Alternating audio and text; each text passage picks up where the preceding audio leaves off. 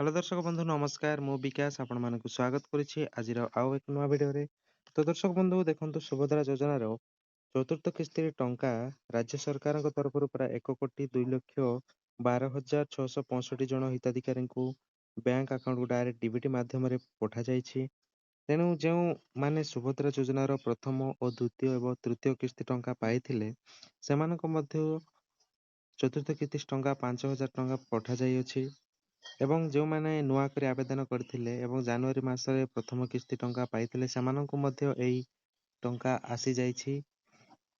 ଏବଂ ଯେଉଁମାନଙ୍କର ରିଜେକ୍ଟ ହେଇଥିଲା ଏବଂ ଯେଉଁମାନେ ଗ୍ରିଭେନ୍ସ ଦେଇଥିଲେ, ସେମାନଙ୍କର ଡକୁମେଣ୍ଟ ଯାଞ୍ଚ ହେଲା ପରେ ମଧ୍ୟ ସେମାନଙ୍କୁ ସାମିଲ କରାଯାଇଛି ଏବଂ ସେମାନଙ୍କୁ ମଧ୍ୟ ଚତୁର୍ଥ କିସ୍ତି ଟଙ୍କା ପଠାଯାଇଅଛି।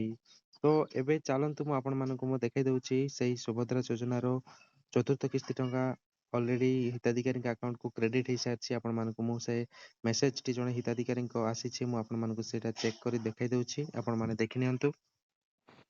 ତ ଦର୍ଶକ ବନ୍ଧୁ ଦେଖନ୍ତୁ, ଜଣେ ହିତାଧିକାରୀଙ୍କର ଅଲରେଡି ଆକାଉଣ୍ଟରେ ପେମେଣ୍ଟଟି ଆସିଯାଇଛି। ତାଙ୍କର ଏୟାରଟେଲ ପେମେଣ୍ଟ ବ୍ୟାଙ୍କରେ ଆକାଉଣ୍ଟ ଥିଲା, ତ ସେମାନେ ତାଙ୍କୁ ସୁଭଦ୍ରା ଯୋଜନାର 5,000 ଟଙ୍କା ବା ଚତୁର୍ଥ କିସ୍ତି ଟଙ୍କା ଅଲରେଡି ଆସିଯାଇଛି। ଏବଂ ଅନେକ ହିତାଧିକାରୀଙ୍କୁ ଏପର୍ଯ୍ୟନ୍ତ ମଧ୍ୟ ପଇସା ଆସିନାହିଁ, ଯାହାକି ଧୀରେ ଧୀରେ ସନ୍ଧ୍ୟା ସୁଦ୍ଧା ସମସ୍ତଙ୍କର ଆକାଉଣ୍ଟକୁ କ୍ରେଡିଟ୍ ହେଇଯିବ। ଟେନସନ୍ ନିଅନ୍ତୁ ନାହିଁ, ସମସ୍ତଙ୍କର ଆକାଉଣ୍ଟକୁ ଆସିଯିବ। ଏବଂ ଯାହାଙ୍କର ସିବିଡିସି ୱାଲେଟ୍ ଥିଲା, ସେମାନଙ୍କର ଅଲରେଡି କ୍ରେଡିଟ୍ ହେଇଛି। ଯାହାଙ୍କର ବ୍ୟାଙ୍କ ଡିବିଟି ଥିବ, ସେମାନଙ୍କୁ ଟିକେ ଲେଟ୍‌ରେ କ୍ରେଡିଟ୍ ହବ, ଯାହାକି ଆଜି ସନ୍ଧ୍ୟା ସୁଦ୍ଧା ସମସ୍ତଙ୍କର କ୍ରେଡିଟ୍ ହେଇଯିବ।